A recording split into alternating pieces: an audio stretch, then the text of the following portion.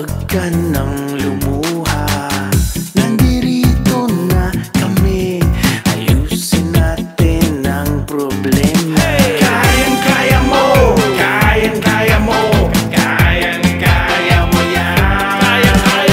Kayang-kaya mo, kayang-kaya mo, laban lang. Kayang-kaya mo yan. Kayang-kaya mo, kayang-kaya mo, kayang-kaya mo yan. Kayang-kaya mo, kayang-kaya mo, laban lang. Kayang-kaya mo yan. Isang magandang hapon po, Pilipinas. Welcome back sa inyong paboritong programa tuwing Sabado alas 4 ng hapon ng programang Kaya Mo Yan sa DZRH.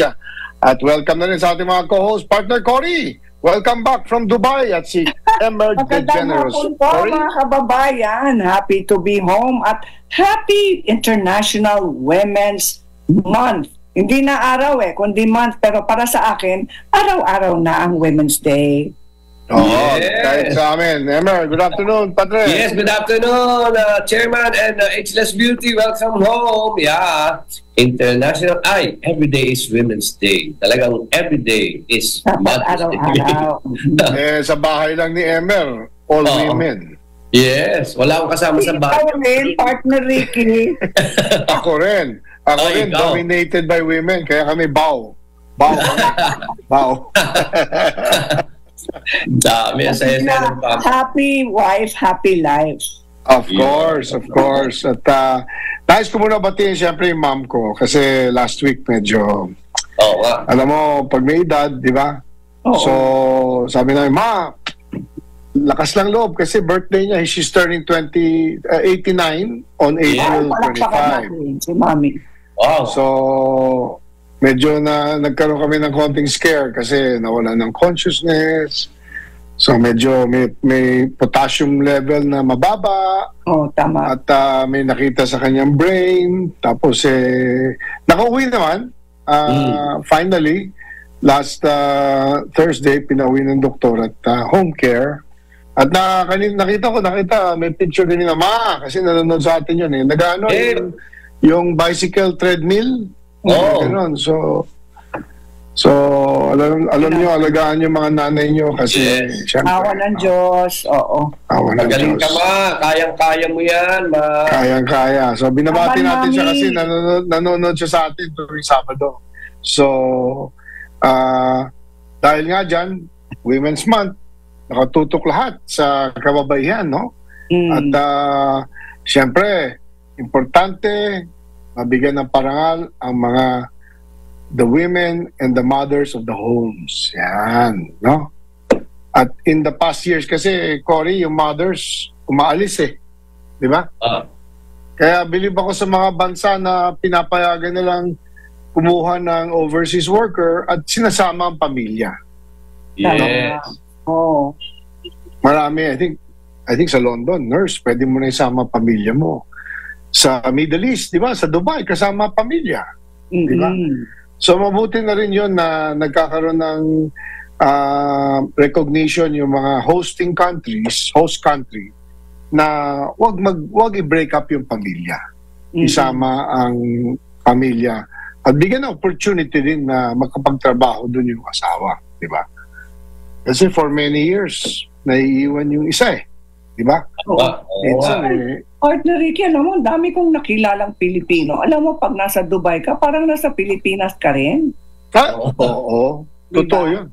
Tapos sinatanong ko sila, bakit kayo lumipat sa Dubai? Sabi nila, masaya daw sila doon. Kasi safe na safe daw ang lugar na yon. Correct. At saka medyo parang kasama nila. At saka medyo open city. Hindi siya kasing higpit. Pero nakita ko lately, binabaha din. Nagbabaha din sa Middle East, ha? Malakas ang ulan. Malakas ang ulan. Climate change, At binabaha. Nagulat ako kasi, siyempre, desert, di ba? Bakit? Nag-iiba talaga. Nagtitilt yung earth, di ba? Pero bago yan, siyempre, may magandang balita mula sa Department of Grand Reform. At binanggit po ni Secretary Conrad Estella, mga kooperatiba sa Benguet tumanggap ng 3.8 million Hoy. makinarya at gamit pangsaka mula sa DAR. Nako, ito, pamilya dami si Emer dito. Ha? May kabuang 7,767 agrarian reform beneficiaries or ARBs at farmer members ng 8 agrarian reform beneficiary organizations or ARBOs sa Benguet. Alam mo, kamakailan nakatanggap ng agricultural farm machineries and equipment, FME at farm input support, FIS, mula sa Department of Agrarian Reform na nagkakahalaga na 3.8 million para mapabuti ang produksyon at sakahan sa kanya kakayahang kumita sa lugar. Binigyan din ni Lailani A. Cortez, Provincial Agrarian Reform Program Officer 2, na ang suporta ng DAR ay higit pa sa pagbibigay ng mga titulo ng lupa, ngunit kabilang din ang pagbibigay ng iba't ibang serbisyo upang mabigyan kapangyarihan ang mga ARB ng mga kasangkapan at kaalaman na kailangan para napapanatiling agrikultura at mas mahusay ang kabuhayan. Sinabi rin na inisyatiba ng DAR ay naglalayo na paghusayin ang mga gawi sa pagsasaka at pagtagumpay ng entrepreneurial mga ARB pagkatapos nilang makatanggap ang kanilang sertipiko ng pagmamay-ari ng lupa. Wow. Sinabi niya ito ay magpapalawak ng suporta sa kabila ng paglalaan ng lupa upang isama ang mahalagang pagsasanay at mapagkukunan ng nagpapakita ng dedikasyon ng DAR sa napapanatiling pag-udlad at kaunlaran ng community. Ayon kay Cortez, ito ay bunga ng mahusay na pagtatrabaho, pagsusumikap at pagtsatsaga. Binabati ko lahat ng tumanggap ng proyekto ito sa DAR Benguet. Dinagdag ni Cortez na ito ay nakahanay sa mas malusog na agenda ng Benguet upang bigyan kapangyarihan ang mga taga-Benguet na mga kasayanan at mapagkukunan ng sa pamamagitan ng pagpahusay ng kanilang kakayahang pangalagaan ang kanilang kabuhayan, kalusugan at kapaligiran laban sa umusbong na hamon ng pagbabago ng klima. Yan ang climate change. At kasabay nito ang pagpapanatili ng produktibong pagsasaka. Sa pamamagitan ng proyekto ito, ang ARB ay magkakaroon ng kaalaman at mapagkukunan upang mapanatili at mapataas ang kanilang produktiba sa sakahan. Sinabi rin ni Cortez na sa inistabit na ilalim ng Climate Resilience Farm Support Project, CRFSP, ay may dalawang bahagi ang Major Crop-Based Block Farm Productivity Enhancement or MCB-FPE at Sustainable Livelihood Support, SLS, upang masangkapan ang mga ARB sa mga hamon ng dulot ng pagbabago ng klima. Kabilang sa mga ibinigay na subsidiya ay hauling truck, may truck pa, Emer. Multi-cab vehicle, power generator, hand tractor, water pump, grass cutter, battery-operated knapsack sprayer, at iba pang sari-saring farm inputs. Ipinabot ni Gobernador Dr. Melchor Daguines Diclas ang kanyang pasasalamat sa DAR Benguet para patuloy na pakikipagtulungan sa paghatid ng suporta pang-agrikultura sa mga magsasaka ng Benguet at ipinahayag niya ang kanyang walang humpay na suporta para sa mga magsasaka. Tabang tiniyak niya na kanila ang pagpapatupad ng mga program tumutugon sa mga pangangailangan ng pamayanan at pagsasaka. Kabilang sa mga nakikinabang na organisasyon ay ang Binadang Agrarian Reform Cooperative mula sa Tublay, Cavite Agrarian Reform Neighborhood MPC ng Mankayan, Kaliking Proper MPC ng Atok, Balangabang ARB Farmers Association of Tuba, Pongayan Credit Cooperative ng Kapangan, Papa Farmers Agricultural Cooperative ng Sablan, Tiwangan Agrarian Reform Community MPC sa Kabayan at ang Tabao Cuba MPC ng Kapangan. Nako. Wow! Talaga naman. From north to south to east to west. Dar Sarah? is everywhere. Oo, partner. Walang tigil Yes. pala itong caravan nito ng DAR. Wala. Wala, Bakit? walang tigil. Alam mo, sabi nga nila pagka malusog at maganda ang buhay ng mga magsasaka, umuunlad ang bayan. Siyempre. At meron Diba? tayong pagkain. Yeah. At meron tayong pagkain. Yes. Oy, meron na palang partner Cory, cooking oil na rice. Uy. Yes, actually, it's rice bran oil. Yes, Right. there you go. Rice bran oil. At isa sa mga pinaka-healthy na oil sa buong mundo. Kasama Really? din dyan ang coconut oil. Ayun. Always. The miracle. Sino ka nag-umpisa ng rice bran oil? Gusto ko ngang makuha yun.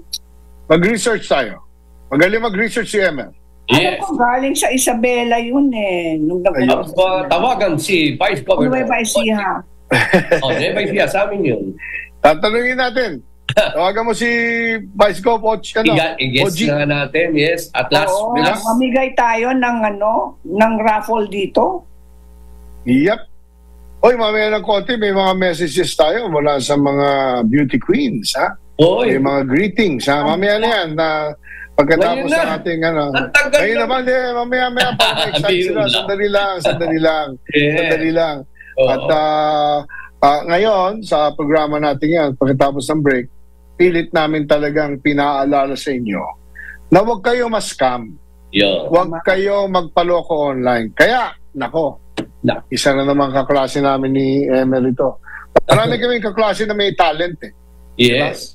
At Oo. ito ay talaga data privacy expert to. Mm-mm. Abangan nyo mamayang konti ang isa sa mga pinakamatinik international renowned data privacy expert. Wow. Makaririnig nyo dito sa DCRH, kaya mo yan. Alam mo, Emer, ang nag-hire lang naman ito, Citibank. Citibank lang. Citibank. Lang global. Global lang Oo, naman. Citibank Global. Ayaw niya Kasi- pa nga.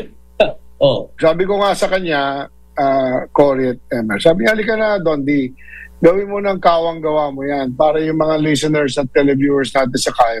Yeah. Turuan natin sila na huwag silang mawalan ng pera online, huwag silang basta magbibigay ng kanilang identity, kasi nananakaw, pati identity, pati nga pictures mo na ninanakaw eh. Ay, Diba? totoo. Di ba, Emer? Ang dami ngayon, yung mga talagang mga over the age, ang gaganda ngayon, iba yung litrato nila. Oh, Ang kita mo. gaganda yun. Oo. Kita mo, yung AI. Nakita mo na ba yung AI ni Emer? Nakita mo na ba, Cory? Pa nakita ako, gusto rin. Parang 20 anyos lang si Emer doon sa AI. Lalo na yung kay Ma'am Cory. O, mamaya, nako. sir, bakit? Hindi na kailangan ni AI si Cory. Natural yan. Hindi kailangan. Wala. Hindi kailangan. Wala sinabi mo dyan. wala. Meron ako rin AI. Oh. Pagagawa ka namin. Sige. Alam mo, bibigyan ko sa yung app. Sabi mo, please make my AI. Lalabas ka na. Oh. Yes. Sa magagawa. Tuturuan ka namin. Gusto mo itong pag nagbo-broadcast tayo, AI ang lalabas sa'yo. Oh, sige, minsan gawin natin. Pakalap tayo sa televiewer. Ha? Mag-ano tayo, AI edition. Yun. Puro AI tayo. Ako sa AI version ko. Pero nagsasalita yung AI natin, ha? Yun. Nagsasalita. Oo, sige nga. Okay. Pwede yun. Sa oras natin, 4:17 ng hapon, magbabalik po ang Kamian sa DCRH. Makalipas ang mga paalala. Abangan nyo si kasamang Don Di Mapa. Live Babalik dito sa kami. DCRH Kamian. Standby po mga kaibigan. Babalik kami.